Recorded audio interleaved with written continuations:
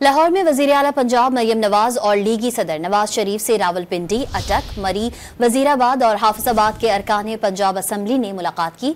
मजीद जानते हैं don news के नुमाइंदे अदनान शेख से। जी अदनान, बताइएगा मुलाकात में किन उमूर पर तबादला ख्याल किया गया? आज बिल्कुल पाकिस्तान मुस्लिम यूनियन के सदर मोहम्मद नवाज शरीफ और वज़ीर आला पंजाब मरियम नवाज शरीफ से रावलपिंडी, अटक, मरी, चकवाल, वजीराबाद, हाफिजाबाद और मंडी बहाउद्दीन से पंजाब असेंबली के अरकान ने मुलाकात की।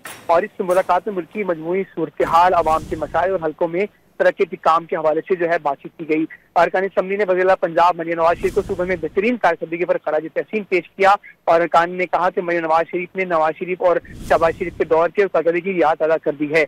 इस मौके पर अरकान असेंबली ने कहा कि तहसीलदार से पाक शफाफियत और मेरिट पर तरक्याती कामों की तकमील को शायद और सियासी रवायत है। और इस मौके पर मरियम नवाज ने कहा कि जो इज्तिमाई शादियां हैं, दीरानी प्रोग्राम वो आवाम में बेहतरीन पजीराई मिल रही है। और इस मौके पर नवाज शरीफ ने कहा कि आप सब मेरी ताकत है, इज्जत है, अल्हम्दुलिल्लाह आवाम की मुश्किलात में कमी आ रही है।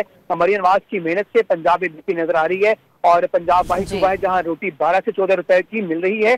हमारी कारकर्दगी का सबसे बड़ा शख्स अवाम और नवाज शरीफ है। जी अदनान शेख अपडेट कर रहे थे, आपका बहुत शुक्रिया।